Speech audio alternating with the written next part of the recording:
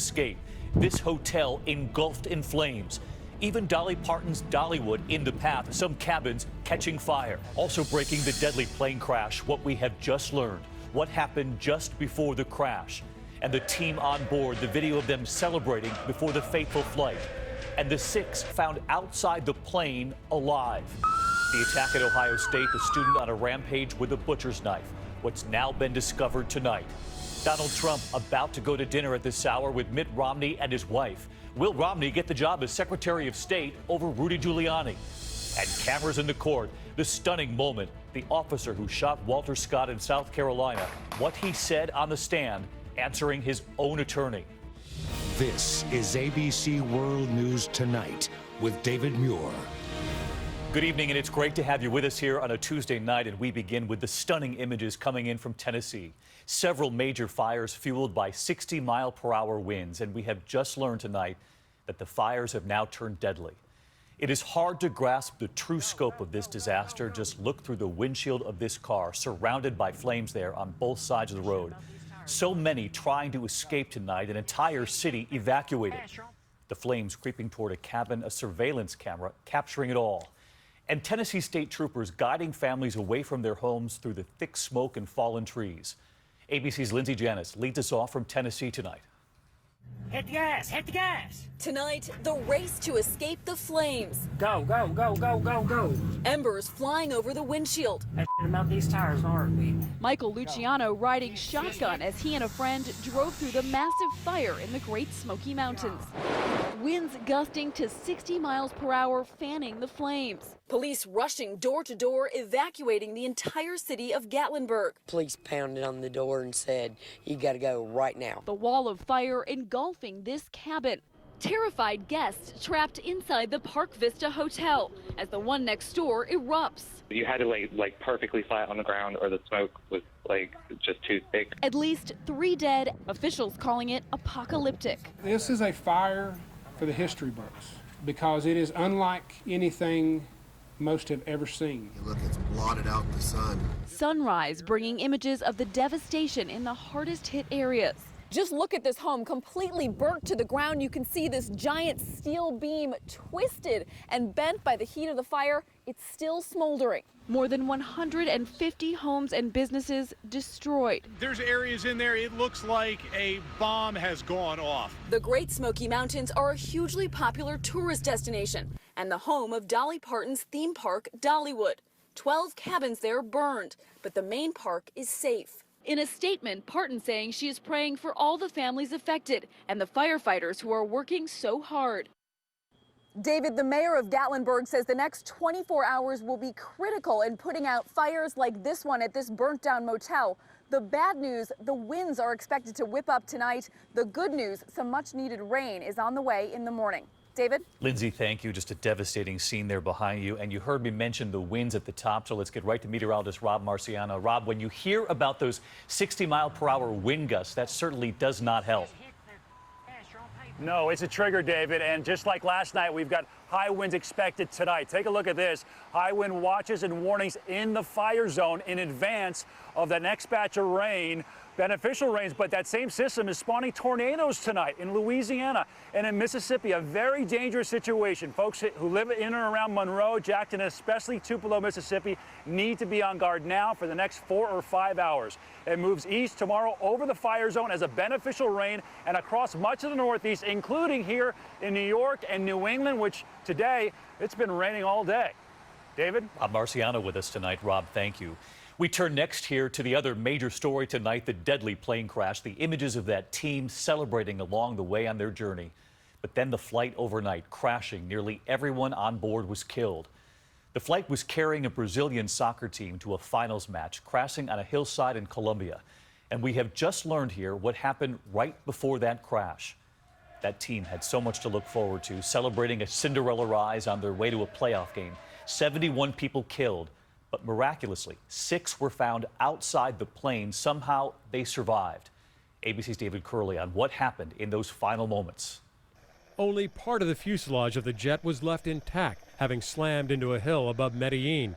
Through the day, the grim task of recovering the bodies of the 71 on board who were killed. But remarkably, those 6 survivors found away from the fuselage. It was to be a joyous trip for the regional Brazilian soccer team, the Chapecoense, making a big tournament for the first time in its history, documenting their trip in the airport, then selfies on board. And the tale of these 2 players. Alan Wjla, with the beard, a defender, one of the 2 players who survived. Next to him, Danilo Padilla, a goalkeeper, found alive. He was actually able to call his family, but then died from his injuries. And the heartbreaking story of this 22-year-old player who was killed, his family releasing this video from just last week when he learned that he would be a father. In their hometown, fans stunned by the loss. The jet, a British Aerospace 146, was owned by a charter company. It's often used to get into difficult airports, which Medellin is. ABC consultant Steve Ganyard has flown into that airport. Even in the daytime, it's a very sporty place because not only do you have this very rugged terrain, but there's oftentimes weather. On the last leg of its flight, nearly 5 hours from Bolivia, the short-haul jet starts circling around Medellin in bad weather. The crew reports an electrical failure, declaring an emergency, then disappearing from radar. The black boxes have been recovered, but with an electrical failure, did they continue to record? And did the crew have enough navigational instruments? If you're on battery power, you don't know where you are. In this case, when you throw weather, nighttime, high terrain, and no navigation, it's a recipe for disaster. Colombian authorities say the tail hit the top of a mountain, with the rest of the jet sliding down the other side.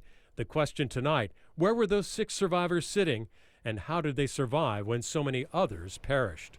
So the tail of the jet hitting that mountain, and David Curley, who covers aviation for us, there were some members of that team who did not board that flight? 2 members, actually, David, because of injuries, stayed home and were dejected. They were in the locker room today, having lost the majority of their team. Also, the coach's son was supposed to be on the plane. He forgot his passport. He, too, survives. Really a hole in that community in Brazil tonight. Yeah, just a horrible picture there of those 2 team members learning of the news. David, thank you. We also do have new reporting tonight on that horrific attack at Ohio State. The student who crashed into a crowd and then went on a rampage with a butcher's knife. Tonight, ISIS is now calling him one of their, quote, soldiers. But this evening, the video of the attacker just a few months ago celebrating his graduation here in America. So what or who got to him? Here's ABC's chief investigative correspondent, Brian Ross. ISIS tonight is claiming the Ohio State attack was carried out by what it called one of its soldiers of the Islamic State. Abdul Razak Artan, cum laude. Just 5 months ago, Abdul Razak Ali Artan was graduating with honors from community college in Ohio, leading one of his victims today to wonder what happened. The picture of the graduation show is jubilant young man. So to do this happened 4 or 5 months later, yes, I would be very interested to know what all the circumstances were. All smiles in his Facebook pictures. Artan's name now is added to a long list of at least 14 young people linked to terrorist attacks in the U.S. In his statement posted on Facebook before the attack, in which he was shot dead, Artan wrote, "If you want us Muslims to stop carrying out lone wolf attacks, then make peace." Authorities say Artan was not known to the FBI, and as agents now seek to learn more, victims are beginning the healing process. I could tell he was very angry. 28-year-old Army vet Anderson Payne served 2 tours in Iraq unscathed, only to be injured on an American college campus. He turned and went to swing the knife at me, and I reached up with my left hand and I grabbed the blade so that it couldn't hit me, and that gave me enough time to duck under his arm and make my way back into the building to get away from him. All right, so let's get right to Brian Ross tonight, because ISIS is now claiming this young man was one of their soldiers. Is there any evidence to back this up? So far, David, there's not, and that's what the FBI is doing now, going through his phone records, his computer, looking to see who he might have been in contact with, David. Brian Ross and your team, our thanks to you. At this hour, President-elect Donald Trump is set to go to dinner with Mitt Romney and his wife, Ann. Does this signal Romney will get that role of Secretary of State? It's become a very public jockeying for position, Rudy Giuliani, General Petraeus among the names. But Mr. Trump's own transition was overshadowed today by one of his own tweets about the American flag. Here's ABC's Tom Yamas. President-elect Trump starting his day with an out-of-the-blue declaration on Twitter. Nobody should be allowed to burn the American flag. If they do, there must be consequences, perhaps loss of citizenship or a year in jail. No explanation for what triggered Trump. But the tweet came just 30 minutes after a Fox News segment that a Massachusetts college removed all American flags after someone set one ablaze to protest Trump. They took down the flag after one flag was set on fire. Flag burning is protected under the First Amendment. 26 years ago, the Supreme Court decided it's a form of freedom of speech. One of the justices who agreed, the late Antonin Scalia, who Trump has often praised. In this country, we have a long tradition of respecting unpleasant speech. We have a responsibility as a country to carefully protect our rights that are enshrined in the Constitution. Trump's tweet taking some attention from a busy day for the transition team. Republican Congressman Tom Price of Georgia picked as Secretary of Health and Human Services. Price is an orthopedic surgeon and a fierce critic of Obamacare. This is bad for patients, for all Americans. He's one of few Republicans with a detailed plan for replacing the president's health care law. It includes repealing the expansion of Medicaid, which provides insurance for millions of low-income Americans. Nice to see you all. Today, Trump also tapping former Labor Secretary Elaine Chao to head the Department of Transportation. Chao, the wife of Senate Majority Leader Mitch McConnell. And for Treasury Secretary, Trump picking his campaign finance chairman, Steve Mnuchin, who spent 17 years working for Goldman Sachs, where he was a partner. But the powerful job of Secretary of State still unfilled. Today, Trump meeting with Tennessee Senator Bob Corker. And tonight, the president-elect sitting down for a second time with Mitt Romney, who denounced Trump during the campaign. Do you still think he's a con artist, sir? Tonight, Romney joining Trump for dinner with their wives. And Tom Yatma's with us live tonight from Trump Tower. So, Tom, we had that first meeting between Mr. Trump and Mitt Romney. Then Kellyanne Conway deeply critical of Romney on our own air in recent days. And now tonight, this dinner with Romney again. So is he in? Is he out? Well, David, no doubt Mitt Romney is at the top of that list, but Rudy Giuliani has been campaigning hard for the post. We know that General David Petraeus and Senator Corker are also in the mix, but tonight it'll be Mitt Romney who has Donald Trump's ear. The two successful businessmen who at one time hated each other will be breaking bread tonight. David? Tom Yamas covering this transition every step of the way. Tom, thanks. Overseas tonight and to Syria and to troubling pictures after a new round of airstrikes killed at least 10 civilians trying to flee Aleppo. Video shows the bloody aftermath after government forces pounded the city, trying to reclaim one of the final outposts held by President Bashar al-Assad's opponents. The UN reporting tonight up to 16,000 people have been displaced in recent days, trying to escape the fighting. Back here at home tonight and to a stunning moment in court today. In South Carolina, Officer Michael Slager taking the stand in his own defense, charged in the shooting death of driver Walter Scott after a routine traffic stop. Here's ABC's Steve Osunsami. I made a decision to use lethal force because Mr. Scott never stopped. This former police officer took a giant risk testifying. Michael Slager looked into the jury's eyes and told them that at this very moment, when he started firing at Walter Scott in the green shirt, he felt afraid for his life. I fired until the threat was stopped, like I'm trying to do. Scott was unarmed and is clearly seen in this cell phone video running away. Prosecutors say it was murder and made Slager stand up and hold a tape ruler to show jurors how far Scott ran, a whole 18 feet before Slager started shooting. Slager is claiming that Scott grabbed his taser in a fight before the cell phone recording. And I saw that taser coming at me like this. But he now admits that Scott didn't run away holding it. People in the courtroom shook their heads as Slager struggled to explain this, why he picked up the taser from this location and moved it closer to Scott's dead body. Was it because I was policing my gear? I can't even answer to that. Slager told jurors he wasn't trying to plant evidence, but outside this courthouse, in the black neighborhoods where he once worked, they don't believe him. David?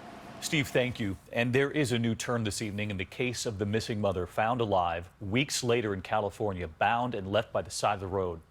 Her husband speaking to ABC News about her injuries. And tonight, authorities now revealing to ABC that she was branded and that whoever did it might have been trying to send a message. Here's ABC's Kana Whitworth. Tonight, Sherry Papini's husband, Keith, speaking out, revealing to GMA his mixture of horror and elation upon first seeing his wife in the hospital. The officers warned me to brace myself. Her face covered in bruises ranging from yellow to black because of repeated beatings. The bridge of her nose broken. Weighing just 87 pounds, her now emaciated body covered in severe burns. She has been branded. That branding on Papini's skin now being scrutinized. It is not a symbol, but it was a message. To who? It could be a message to her. It could be a message to others. Authorities are still hunting for Papini's captors, described as two armed Hispanic women driving a dark SUV. Keith Papini says his wife was released with a chain around her waist and a bag over her head. And tonight, he's pushing back against any speculation the 22-day ordeal was some sort of hoax, calling the rumors exhausting and disgusting. David, Keith saying his wife's long blonde hair